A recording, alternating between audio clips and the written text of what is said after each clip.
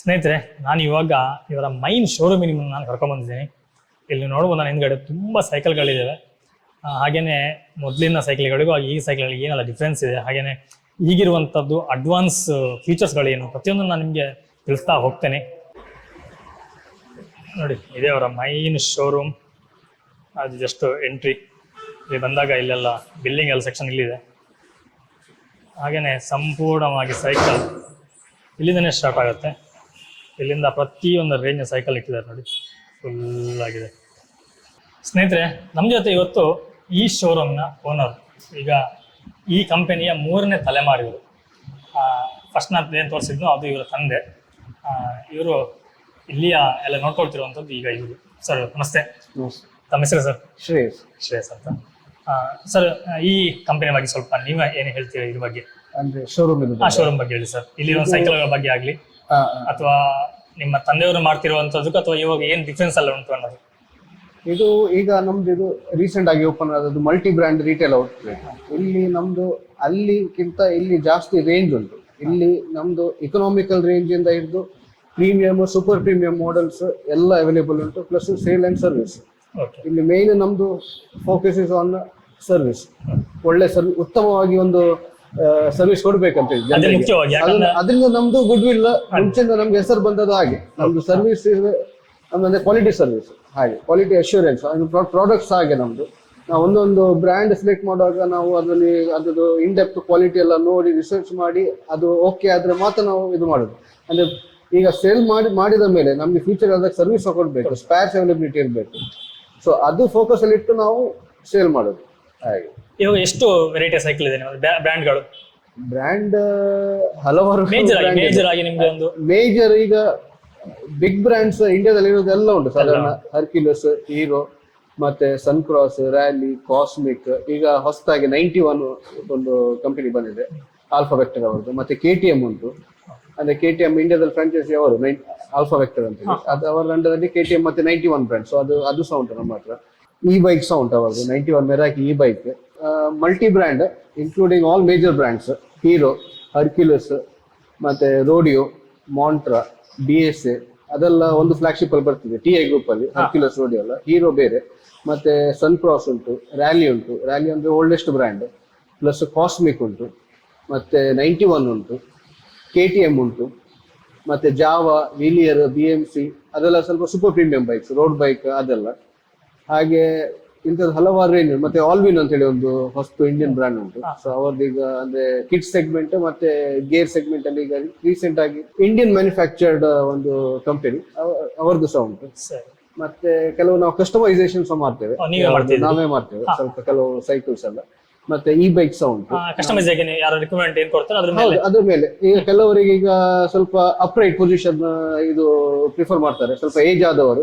So ಅಂತವರಿಗೆ ನಮ್ದು special ಆಗಿ ನಾವು ಒಂದು ಕಸ್ಟಮೈಸ್ ಮಾಡ್ತೇವೆ, ಫ್ರೇಮ್ ಎಲ್ಲ ಸಪರೇಟ್ ಮಾಡಿ ಅದು ಬಿಲ್ಡ್ ಮಾಡ್ತೇವೆ ನಾವು ಸೈಕಲ್. ಹಾಗೆ ಹಳೆ ಮಾಡೆಲ್ ಯಾವ್ದು ಉಂಟಾ ಈಗ ಸೇಲ್ ಅಲ್ಲಿ? ಹಳೆ ಮಾಡೆಲ್ ಉಂಟು. ಹಳೆ ಮಾಡೆಲ್ ಅದೇ ನಿಮ್ದು ಸ್ಟ್ಯಾಂಡರ್ಡ್ ಸೈಕಲ್ ಅಂತ ಹೇಳ್ತಾರೆ. ಅಟ್ಲಾಸ್, ಮುಂಚೆ ಗೋಲ್ಡ್ ಲೈನ್ ಸೂಪರ್ ಅಂತ ಹೇಳಿ ಬರ್ತಿತ್ತು, ಸ್ಟ್ಯಾಂಡರ್ಡ್ ಸೈಕಲ್. ಸೊ ಅದು ಸಹ ಉಂಟು. ಬಟ್ ಅದು ನಾವು ಅಂದ್ರೆ ಮೂವ್ಮೆಂಟ್ ಕಮ್ಮಿ.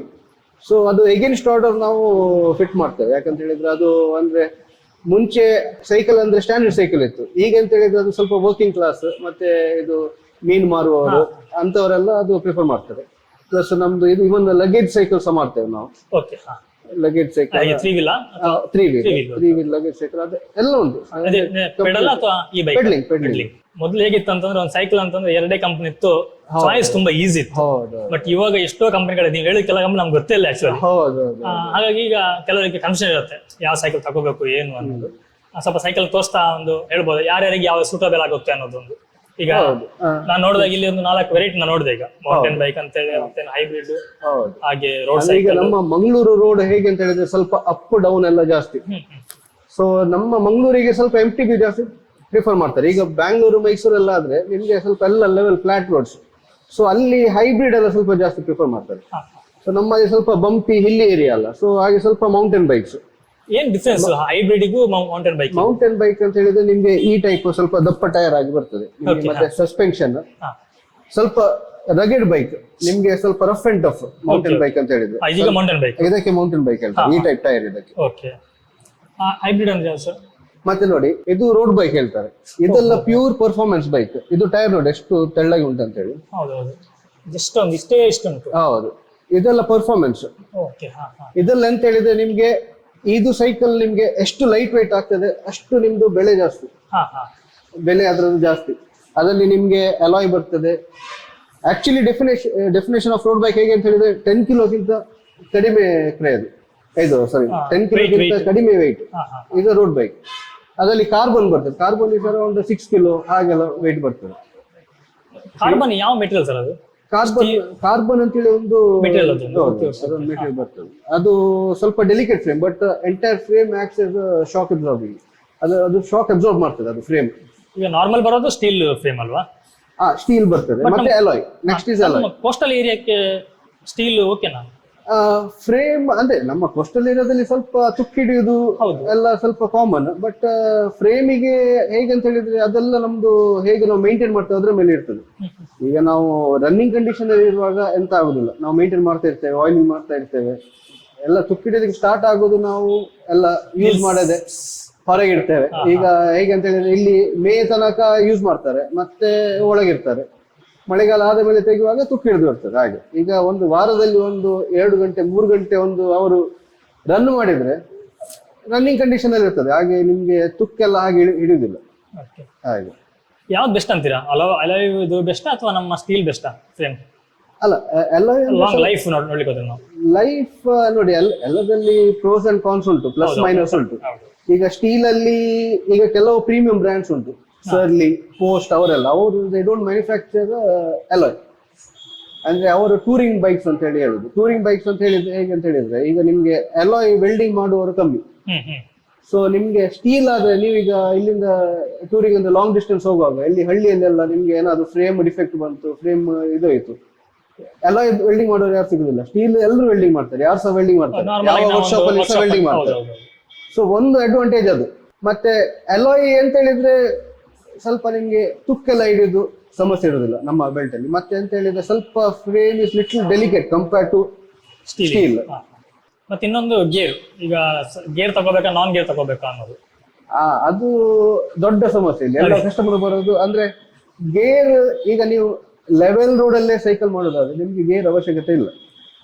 ಖಾಲಿ ಈಗ ನೀವು ಇಲ್ಲೇ ಒಂದು ನಿಮ್ದು ನೇಬರ್ಹುಡ್ ಫುಲ್ ಫ್ಲಾಟ್ ರೋಡ್ಸ್, ನಿಮ್ಗೆ ಅಲ್ಲೇ ಸೈಕಲ್ ಮಾಡೋದು, ಫ್ಲಾಟ್ ಒಳಗೆ ಸೈಕಲ್ ಮಾಡೋದು, ಅಲ್ಲೆಲ್ಲ ಆದ್ರೆ ನಿಮಗೆ ಗೇರ್ ಅವಶ್ಯಕತೆ ಬೀಳೋದಿಲ್ಲ. ಮತ್ತೆ ನಿಮ್ಗೆ ಜಾಸ್ತಿ ಹಿಲ್ಲಿ ಏರಿಯಾಸ್ ಅಪ್ ಡೌನ್ ಹಾಗೆಲ್ಲ ಹೋಗೋದಾದ್ರೆ ನಿಮ್ಗೆ ಗೇರ್ ಸ್ವಲ್ಪ ನಿಮ್ಗೆ ಯೂಸ್ ಆಗ್ತದೆ. ಮತ್ತೆ ಲಾಂಗ್ ಹೋಗುವಾಗ ಸ್ವಲ್ಪ ಲಾಂಗ್ ಅಂದ್ರೆ ಅದೇ ಲಾಂಗ್ ಟೆರೇನ್ಸ್ ಸ್ವಲ್ಪ ನಿಮ್ಗೆ ಅಪ್ ಡೌನ್ ಎಲ್ಲ ವೇರಿ ಆಗ್ತದಲ್ಲ, ಹಾಗೆ ನಿಮ್ಗೆ ಗೇರ್ ಯೂಸ್ ಆಗ್ತದೆ. ಸ್ಪೆಷಲಿ ಮಂಗಳೂರಿಗೆ ಗೇರ್ ಬೇಕೇ ಬೇಕು, ಯಾಕಂದ್ರೆ ಯಾವ್ದು ಲೆವೆಲ್ ರೋಡ್ ಎಲ್ಲಿ ಇಲ್ಲ. ಹಾಗೆ ಸರ್ ಯಾವ ರೇಂಜ್ ಇಂದ ಸರಿ ಮತ್ತೆ ಸೈಕಲ್ ಸಿಗುತ್ತೆ ಇವಾಗ? ಗೇರ್ ಸೆಗ್ಮೆಂಟ್ ನಾರ್ಮಲ್ ಆಗಿ ನಾನ್ ಗೇರ್ ಗೇರ್ ನಿಮ್ಗೆ ನಮ್ಮ ಹತ್ರ ಸಾಧಾರಣ ಒಂದು 10,000 ರೇಂಜ್ ಇಂದ ಹೌದು. ಮತ್ತೆ ನಿಮ್ಗೆ ಅದು ಲಕ್ಷ ಮೇಲೆ ತನಕ ಹೋಗ್ತದೆ. ಅದರಲ್ಲಿ ಬೇರೆ ಬೇರೆ ಪರ್ಫಾರ್ಮೆನ್ಸ್. ನಿಮ್ಮಲ್ಲಿ ಉಂಟಾ ಲಕ್ಷದ ಸೈಕಲ್ ಉಂಟಾ? ನೋಡಿ ಇದು ಉಂಟು, ಇದು ಅರೌಂಡ್ ನಿಮ್ಗೆ 65,000. ಇದು ಸಹ ಅದೇ 65,000 ರೇಂಜ್. ಇದು KTM ಕಂಪನಿ ಅವರದ್ದು ಸೈಕಲ್. KTM ಬೈಕ್ ಎಲ್ಲ ಬರ್ತದಲ್ಲ ಅವರದ್ದೇ. ಇದು ಸ್ವಲ್ಪ ರಗೆಡ್, ಇದು MTB ಮಾಡೆಲ್ ಅವರದ್ದು. ವಿತ್ ಎಲ್ಲ ಟಾಪ್ ಅಂಡ್ ಸ್ಪೆಕ್ಸ್ ಉಂಟು ಇದರಲ್ಲಿ. ನಿಮ್ಗೆ ಹೈಡ್ರಾಲಿಕ್ ಬ್ರೇಕ್ಸ್, ಇದು ನಿಮ್ಗೆ ನಮ್ಮ ಬೈಕ್ ಅಲ್ಲಿ ಬರುವಾಗ ಹೈಡ್ರಾಲಿಕ್ ಬ್ರೇಕ್ಸ್, ಮೆಕ್ಯಾನಿಕಲ್ ಅಲ್ಲ. ಮತ್ತೆ ಟೈರ್ಸ್ ನಿಮ್ಗೆ ಪ್ರೀಮಿಯಂ ಶಾಲ್ಪ್ ಟೈರ್ಸ್, ಮತ್ತೆ ಸಂಟೂರ್ XCT ಸಸ್ಪೆನ್ಷನ್, ಮತ್ತೆ ವೈಡ್ ಹ್ಯಾಂಡಲ್ ಬಾರ್. ಇವರದೆಲ್ಲ ಹೇಗೆ ಅಂತ ಹೇಳಿದ್ರೆ ನಿಮ್ಗೆ ಫ್ರೇಮ್ ಜೋಮೆಟ್ರಿ ತುಂಬಾ ಮ್ಯಾಟರ್ ಆಗ್ತದೆ. ನಿಮ್ಗೆ ಸೈಕಲ್ ಬಿಡುವಾಗ ಉಂಟಲ್ಲ, ನಿಮ್ದು ಪಾಸ್ಚರ್ ಮತ್ತೆ ನಿಮ್ದು ಅದು frame geometry very important. So ಇದೆಲ್ಲ ಸ್ವಲ್ಪ ಹೈಲಿ ಅಂದ್ರೆ ಅವ್ರದ್ದು ಇಂಜಿನಿಯರಿಂಗ್ ಸ್ಕಿಲ್ಸ್ ಎಲ್ಲ ಯೂಸ್ ಮಾಡಿ ಡೆವಲಪ್ ಮಾಡುವಂತದ್ದು ಪ್ರಾಡಕ್ಟ್ ಇದೆಲ್ಲ. ಇದು ಯಾವ ಫ್ರೇಮ್ ಸರ್?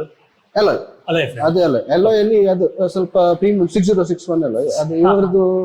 ಈಗ ನಿಮ್ಮ ಇಲ್ಲಿ ಡಿಸ್ಪ್ಲೇ 65 ಹೈ ರೇಂಜ್ ಇಲ್ಲಿ ಡಿಸ್ಪ್ಲೇ 65 ಹೌದು. ಈಗ ಸದ್ಯಕ್ಕೆ ಅದು ಉಂಟು, ನಿಮ್ಗೆ ಬೇಕಾದ್ರೆ ಇಮೇಜ್ ಶೇರ್ ಮಾಡ್ತೇನೆ. ಸರಿ ಇಮೇಜ್ ಬೇರೆ ಅಂದ್ರೆ ಅಪ್ ಟು ನಾವೀಗ ಹೈಯೆಸ್ಟ್ ಸೇಲ್ ಮಾಡಿದ್ದು ಇಲ್ಲಿ ಒಂದು ಅರೌಂಡ್ 2 lakhs ವ್ಯಾಲ್ಯೂದು ಸೇಲ್ ಮಾಡಿದ್ದೇವೆ. ಹಾಗೆ ಮುಂಚೆ ರ್ಯಾಲಿ ರೆವಿನ್ಯೂ ಅಂತ ಹೇಳಿ ಬರ್ತಿತ್ತು ರೋಡ್ ಬೈಕ್. ಲ್ಯಾಪಿಯರ್ ಅಂತ ಹೇಳಿ ಉಂಟು ನಮ್ಮ ಹತ್ರ ಬ್ರ್ಯಾಂಡ್, ದಟ್ಸ್ ಆಲ್ ಪ್ರೀಮಿಯಂ. ಅದರಲ್ಲಿ ಸೆನ್ಸಿಯಂ ಅಂತ ಹೇಳಿ ಮಾಡೆಲ್ ಬರ್ತದೆ. ಅದೆಲ್ಲ ನಿಮ್ಗೆ 2 lakh 2.5 lakh ಹಾಗೆ ರೇಂಜ್ ಅಲ್ಲಿ ಬರ್ತದೆ. ರ್ಯಾಲಿ ತುಂಬಾ ಹಳೆ ಮಾಡೆಲ್ ಅದು ರ್ಯಾಲಿ ಕಂಪನಿಯ. ಹೌದು, rally actually it's old British ಆ ಟೈಮ್ ಇದು. ಅದು ರ್ಯಾಲಿ ಅಂದ್ರೆ ಅದು ಓಲ್ಡೆಸ್ಟ್ ನಾಟಿಂಗ್ಹ್ಯಾಮ್ ಇಂಗ್ಲೆಂಡ್ ಇದು ಕಂಪನಿ. ಸೊ ನಿಮ್ದು ಓಲ್ಡ್ ಎಲ್ಲ ನಿಮ್ದು ಹೇಗೆ ಅಂತ ಹೇಳಿದ್ರೆ ಪ್ರೀ ಇಂಡಿಪೆಂಡೆನ್ಸ್ ಏರಾದವರೆಲ್ಲ ಅಂತದ್ದು ಎಲ್ಲ ಓಲ್ಡ್ ಬ್ರ್ಯಾಂಡ್ಸ್, ಹಂಬರ್ ಮತ್ತೆ ಇದು ರ್ಯಾಲಿ, ಹಾಗೆ ಅದೆಲ್ಲ ಆ ಟೈಮ್ ಇದು ಪಾಪ್ಯುಲರ್. ಮತ್ತೆ even B S A actually England. B S A actually full form ಅಂತ ಹೇಳಿದ್ರೆ ಬರ್ಮಿಂಗ್ಹ್ಯಾಮ್ ಸ್ಮಾಲ್ ಆರ್ಮ್ಸ್ ಕಂಪನಿ ಅಂತ ಹೇಳಿ. ಅವರು actually they are weapon manufacturers. So world war ಆದ ಮೇಲೆ ಅವರದ್ದು ಹೇಗೆ ಅಂತ ಹೇಳಿದ್ರೆ ವೆಪನ್ ಇದು ಸ್ಟೀಲ್ ಎಲ್ಲ ಇತ್ತು, ಪೈಪ್ಸ್ ಎಲ್ಲ. ಸೊ ಅದನ್ನು ಅವರು ವೆಲ್ಡ್ ಮಾಡಿ ಸೈಕಲ್ ಮಾಡಿದ್ರು. ಹಾಗೆ ಅದು ಬಿ ಎಸ್ ಎ, ಈಗ ಬಿ ಎಸ್ ಎದ್ ಲೋಗೋ ನೋಡಿದ್ರೆ ನಿಮ್ಗೆ ಗನ್ ಇದು ಸಿಂಬಲ್ ಇರ್ತದೆ. ಹೌದಾ? ಓಕೆ ಓಕೆ ಓಕೆ, ನಿಮ್ಗೆ ತೋರಿಸ್ತೇನೆ ನಾವು. ಸರಿ ಸರಿ. ಹಾಗೆ ಸೊ ಅದೆಲ್ಲ ಮತ್ತೆ ಫಿಲಿಪ್ಸ್ ಅದೆಲ್ಲ ಓಲ್ಡ್. ಸೈಕಲ್ ಇದೆಯಾ ಫಿಲಿಪ್ಸ್ ಅಂತ ಹೇಳಿದ್ರೆ ಇವಾಗ? ಈಗ ಅದೆಲ್ಲ B S A take over ಮಾಡಿದ್ದಾರೆ, B S T group take over ಮಾಡಿದ್ರು. ಸೊ ಅದೆಲ್ಲ ಓಲ್ಡೆಸ್ಟ್ ಬ್ರ್ಯಾಂಡ್ಸ್. ಅದಕ್ಕೆ ಈಗ ಸಹ ನಿಮ್ಗೆ ಅದಕ್ಕೆ ಆಂಟಿಕ್ ವ್ಯಾಲ್ಯೂ ಉಂಟು ಆ ಸೈಕ್ಲಿಗೆಲ್ಲ. ನಿಮ್ಮ ಹತ್ರ ಓಲ್ಡ್ ಸೈಕಲ್ ಇದ್ರೆ ಈಗ ಸಹ ಅದಕ್ಕೆ ನಿಮ್ಗೆ ಒಂದು ವ್ಯಾಲ್ಯೂ ಉಂಟು ಅದಕ್ಕೆ. ಸೊ ಅದು ಒಂದು ಆಂಟಿಕ್ ಇದು, ಅದು ಮಾರ್ಕೆಟೇ ಬೇರೆ ಉಂಟು. ಎಷ್ಟಿರ್ಬೋದು ಪ್ರೈಸ್? ಅದೆಲ್ಲ ನಿಮ್ಮ ಹತ್ರ ಈಗ ಇದ್ರೆ ಸಾಧಾರಣ ನಿಮ್ಗೆ ಒಂದು ರ್ಯಾಲಿ ಸೈಕಲ್ ಈಗೆಲ್ಲ ಕೆಲವು ಲಕ್ಷದಲ್ಲೆಲ್ಲ, ಅಂದ್ರೆ ನಿಮ್ದು ಕಂಡೀಷನ್ ಮೇಲೆ ಇರ್ತದೆ. ರೀಪೇಂಟ್ ಮಾಡಿದ್ರೆ ವ್ಯಾಲ್ಯೂ ಡೌನ್ ಬರ್ತದೆ. ಸೊ ಆದಷ್ಟು ಒರಿಜಿನಲ್ ಫಾರ್ಮ್ ಅಲ್ಲಿ ನೀವು ಮೇಂಟೈನ್ ಮಾಡಿದ್ರೆ ನಿಮ್ಗೆ ಮತ್ತೆ ಅದೇ ನೀವು ಹೇಳಿದ ರೇಟ್ ಅಲ್ಲಿ ಅದು ಹೋಗ್ತದೆ. ಅದು ಕ್ರೇಜ್ ಇರ್ಬೇಕು, ಜನರಿಗೆ ಗೊತ್ತಿರ್ಬೇಕು ಅದ್ರ ವಿಷಯ. ಮತ್ತೆ ಅವ್ರದ್ದು ಫ್ರೇಮ್ ಜೊಮೆಟ್ ಎಲ್ಲ ಆಗೋದು ಅದು ಬೇರೆನೇ ಇತ್ತು. ಮತ್ತೆ ಅದು 3 ಸ್ಪೀಡ್ ಡಬ್ ಈಗೆಲ್ಲ ಯಾರಿಗೆ ನೋಡ್ಲಿಕ್ಕೆ ಸಿಕ್ಕುದಿಲ್ಲ. 3 ಸ್ಪೀಡ್ ಡಬ್ ಅಂತ ಹೇಳಿ ಬರ್ತಿತ್ತು ಮುಂಚೆ. ಸೊ ಮತ್ತೆ ನಿಮ್ದು Miller dynamo made in German ಇದು ಮಿಲ್ಲರ್ ಡೈನಮೋ ಅಂತ ಹೇಳಿ ಬರ್ತಿತ್ತು. ಅದೆಲ್ಲ ಈಗ ಅದು ಕ್ವಾಲಿಟಿ ಎಲ್ಲ ನಿಮ್ಗೆ ಈಗ ಸಹ ಅದು ರನ್ನಿಂಗ್ ಕಂಡೀಷನ್ ಇರ್ತದೆ ಡೈನಮೋ. ಈಗ ಡೈನಮೋ ಬರ್ತದೆ, ಬಟ್ ಅದು ಅಷ್ಟು ಲೈಫ್ ಲಾಂಗ್ ಅಂತ ಹೇಳಿ ಲಾಂಗ್ ಲಾಸ್ಟಿಂಗ್ ಇರೋದಿಲ್ಲ. ಅಂದ್ರೆ ಹಾಗೆ ನೀವು ಸಹ ಆಂಟಿಕ್ ಪೀಸ್ ಎಲ್ಲ ಕಲೆಕ್ಷನ್ ಮಾಡ್ತಿದ್ದೀರಾ ಅಂತ? ಹೌದು, ನಮ್ಮ ತಂದೆಯವರಿಗೆ ಸ್ವಲ್ಪ ಅದದ್ದು ಕ್ರೇಜ್ ಉಂಟು ಆಂಟಿಕ್ ಇದೆಲ್ಲ. ಸೊ ಅವರದ್ದು ಸುಮಾರು ಆಂಟಿಕ್ ಉಂಟು ಹಾಗೆ. ಮತ್ತೆ ನನ್ಗೆ ಸಹ ಉಂಟು ಸ್ವಲ್ಪ ಆಂಟಿಕ್ ಇದೆಲ್ಲ. ಅದನ್ನ ಅಷ್ಟು ಅಂದ್ರೆ ಈಗ ನೋಡ್ತಾ ಇದ್ದೇವೆ. ಈಗ ನಮ್ಗೆ ಸಹ ಒಂದು ಬಿಲ್ಡ್ ಮಾಡ್ಬೇಕಂದ್ರೆ ಆಂಟಿಕ್ ಸೈಕಲ್ ಅದೆಲ್ಲ ಡಿಸ್ಪ್ಲೇ ನೋಡಬಹುದು ಅನ್ಕೊಳ್ತೀನಿ. ಹೌದು, ಆಗ್ತಾ ಉಂಟು ನಮ್ದು. ಹಾಗೆ ಸರ್, ಈಗ ಲೇಟೆಸ್ಟ್ ಬಂದಿರುವಂತದ್ದು ಈ ಬೈಕ್ ಎಲೆಕ್ಟ್ರಿಕ್. ಇದ್ರ ಬಗ್ಗೆ ನಿಮ್ಮ ಒಪಿನಿಯನ್ಸ್ ಏನ್ ಸರ್? ಹೌದು, ಈ ಬೈಕ್ ಹೇಗೆ ಅಂತ ಹೇಳಿದ್ರೆ ನಿಮ್ಗೆ ಬ್ಯಾಟ್ರಿ ಆಪರೇಟೆಡ್ ಪ್ಲಸ್ ಪೆಡ್ಲಿಂಗ್. ಅದ್ರಲ್ಲಿ ಹೇಗೆ ಅಂದ್ರೆ ಎರಡು ಉಂಟು. ಒಂದು ಓನ್ಲಿ ಥ್ರಾಟಲ್ ಮೋಡ್, ಅಂದ್ರೆ ನೀವು ಬೈಕ್ ಎಕ್ಸಿಲೇಟರ್ ಕೊಟ್ಟಾಗೆ ಓನ್ಲಿ ಥ್ರಾಟಲ್ ಮೋಡ್, ಖಾಲಿ ಥ್ರಾಟಲ್ ಇದು ಕೊಡ್ಬೋದು, ಥ್ರಾಟಲ್ ಕೊಡ್ಬೋದು. ಇನ್ನೊಂದು ಪೆಡ್ಲಿಂಗ್ ಅಂತ ನಿಮ್ದು ಪೆಡಲ್ ಅಸಿಸ್ಟ್. ನೀವು ಪೆಡಲ್ ಮಾಡುವಾಗ ಸಹ ನಿಮ್ಗೆ ಪುಷ್ ಕೊಡ್ತದೆ, ಅಂದ್ರೆ ಹೌದು ನಿಮ್ಗೆ ಸ್ವಲ್ಪ ಇದಾಗ್ತದೆ. ಹಾಗೆ ಪೆಡಲ್ ಅಸಿಸ್ಟ್ ಯೂಸ್ ಮಾಡಿದ್ರೆ ನಿಮ್ಗೆ ಸ್ವಲ್ಪ ಮೈಲೇಜ್ ಜಾಸ್ತಿ ಇದ್ರಲ್ಲಿ. ಇದಕ್ಕೆ ಬ್ಯಾಟ್ರಿ ಎಲ್ಲಿ ಬರುತ್ತೆ? ಬ್ಯಾಟ್ರಿ ಫ್ರೇಮ್ ಒಳಗೆ, ಇದ್ರೊಳಗೆ ಇರುತ್ತೆ. ಇದ್ರ ಒಳಗೆ 2000 ಸೆಲ್ಸ್ ಪ್ಯಾನಸೋನಿಕ್ ಬ್ಯಾಟ್ರಿ ಬರ್ತದೆ. ಇದು ಎಷ್ಟು ಕಿಲೋಮೀಟರ್ ಮೈಲೇಜ್ ಅಂತ ಹಾಗೆ? ಇದು ನಿಮ್ಗೆ 25 ಕಿಲೋಮೀಟರ್ ಸ್ಪೀಡ್ ಇದದು speed limit, and 20 to 25 is the average mileage. But if you use pedal assist ನಿಮ್ಗೆ ಅದೊಂದು 30-35 ತನಕ ಸಿಗ್ತದೆ. ಈಗ ಇದರಲ್ಲಿ 10AH ಇದೊಂದು ಈ ಬೈಕ್ ಬಂದಿದೆ. ಅದು ನಿಮ್ಗೆ ಒಂದು ಚಾರ್ಜ್ ಅಲ್ಲಿ ಸಾಧಾರಣ 60 to 65 ಕಿಲೋಮೀಟರ್ ಮೈಲೇಜ್ ಸಿಗ್ತದೆ. ಏನ್ ಪ್ರೈಸ್ ಸ್ಟಾರ್ಟ್ ಆಗುತ್ತೆ ಸರ್? ಅದು ನಿಮ್ಗೆ ಅರೌಂಡ್ 65,000 10AH. ಇದೆಲ್ಲ ನಿಮ್ಗೆ 6.5AH 7AH ಹಾಗೆ. ಬೇರೆ ಯಾವ್ದಾದ್ರು ಸ್ಪೆಷಲ್ ಸೈಕಲ್ಸ್ ಅಂತ ಏನಾದ್ರು ಇದೆಯಾ ನಿಮ್ಮ ಹತ್ರ? ಸ್ಪೆಷಲ್ ಅಂದ್ರೆ ನಿಮ್ಗೆ ಇದೆ road bike, very light weight. ಇದು ದಿಸ್ ಇಸ್ ಅರೌಂಡ್ 8 kilos. ಇದು ಖಾಲಿ 8 ಕಿಲೋನಾ? ಹೌದು, ಅರೌಂಡ್ 8 to 9 ಕಿಲೋ ಬರ್ತದೆ. ತುಂಬಾ ಲೈಟ್ ವೇಟ್ ಇದು. ಸೀಟ್ಸ್ ನೋಡಬಹುದು ಎಷ್ಟು ತಿನ್ನಾಗಿದೆ. ಮತ್ತೆ ಬೇರೆ ಸರ್, ನಮ್ಮ ಹೇಗೆ ಸರ್ ಸೈಕಲ್ ಸೇಲ್ಸ್ ಎಲ್ಲ ಹೇಗೆ ಉಂಟು ಇವಾಗ?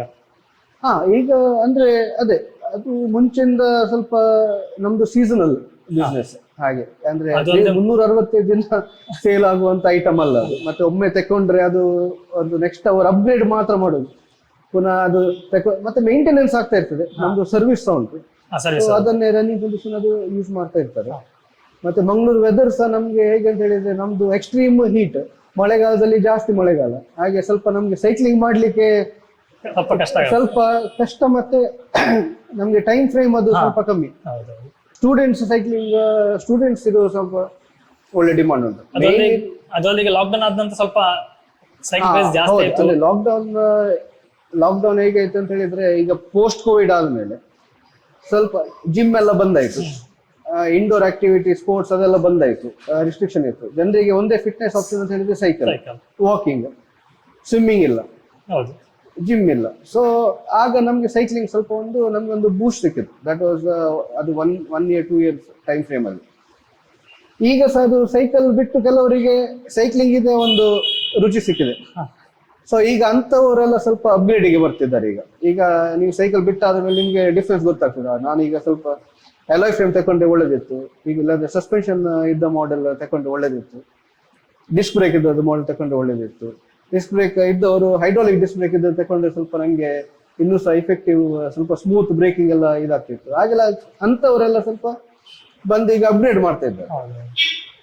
ಮತ್ತೆ ಗೇರ್ ಇಲ್ಲದವ್ರು ತಕೊಂಡವ್ರೀಗ ಹೋಗುವಾಗ ಸ್ವಲ್ಪ ನಮ್ಗೆ ಗೇರ್ ಇದ್ರೆ ಒಳ್ಳೇದಿತ್ತು ಅಂತೇಳಿ ಅಂತವ್ರು ಸಹ ಬರ್ತಾರೆ ಗೇರ್ ಸೈಕಲ್ ಅಪ್ಗ್ರೇಡ್ ಮಾಡ್ಲಿಕ್ಕೆ. ಈಗ ನಾನ್ ಗೇರ್ಗೆ ಗೇರ್ನ ಅಸೆಂಬಲ್ ಮಾಡಬಹುದಾ ಅಥವಾ ನೀವು ಮಾಡ್ಕೊಡ್ತೀರಾ ಹೇಗೆ? ಅಂದ್ರೆ ಮೇನ್ ಅಂದ್ರೆ ಹೇಳಿದ್ರೆ ಮಲ್ಟಿ ಸ್ಪೀಡ್ ಫ್ರೇಮ್ ಮತ್ತೆ ಸಿಂಗಲ್ ಸ್ಪೀಡ್ ಫ್ರೇಮ್. ಹೌದು, ಅದಕ್ಕೆ ಮಲ್ಟಿ ಸ್ಪೀಡ್ ಫ್ರೇಮ್ ಅಂತ ಹೇಳಿ ಬರ್ತದೆ. ಕೆಲವು ಈಗ ಎಲ್ಲ ಹೇಗೆ ಅಂತ ಹೇಳಿದ್ರೆ ಈಗ ಕಂಪನಿಯವರೆಲ್ಲ ಮಲ್ಟಿ ಸ್ಪೀಡ್ ಫ್ರೇಮ್ ಅಲ್ಲೇ ಸಿಂಗಲ್ ಸ್ಪೀಡ್ ಸೈಕಲ್ ಕೊಡ್ತಾರೆ. ಸೊ ಅದ್ರಲ್ಲಿ ನಮ್ಗೆ ಸುಲಭ ಆಗ್ತದೆ. ಇಲ್ಲ ಇದ್ರೆ ನಮ್ಗೆ ಸ್ವಲ್ಪ ಕಷ್ಟ ಆಗ್ತದೆ, ಆದ್ರೆ ಮಾಡ್ಬೋದು, ಮಲ್ಟಿ ಸ್ಪೀಡ್ ಮಾಡ್ಬೋದು. ಬಟ್ ನಾವು ಜಾಸ್ತಿ ಎಂಟರ್ಟೈನ್ ಮಾಡುದಿಲ್ಲ, ಯಾಕೆ ನಿಮ್ಗೆ ಪರ್ಫಾರ್ಮೆನ್ಸ್ ನಿಮ್ಗೆ ಮಲ್ಟಿ ಸ್ಪೀಡ್ ಫ್ರೇಮ್ ಅಲ್ಲಿ ಬಂದಷ್ಟು ಇದರಲ್ಲಿ ಬರುದಿಲ್ಲ. ಸ್ವಲ್ಪ ಅಂದ್ರೆ ನಮ್ಗೆ ಸ್ವಲ್ಪ ಇಶ್ಯೂಸ್ ಬರ್ತದೆ, ಅಂದ್ರೆ ಕಾಂಪೋನೆಂಟ್ಸ್ ಮ್ಯಾಚ್ ಆಗ್ಬೇಕು. ಹಾಗೆ ಇನ್ನೊಂದು ದೊಡ್ಡ ಒಂದು ಕ್ರೇಜ್ ಅಂತಂದ್ರೆ ಆನ್ಲೈನ್. ಪ್ರತಿಯೊಂದು ಸೂಜಿ ಬೇಕಾದ್ರೆ ಕುತ್ಕೊಂಡು ಮೊಬೈಲ್ ಅಲ್ಲಿ ಆರ್ಡರ್ ಮಾಡಿಬಿಡೋದು ಅಂತ.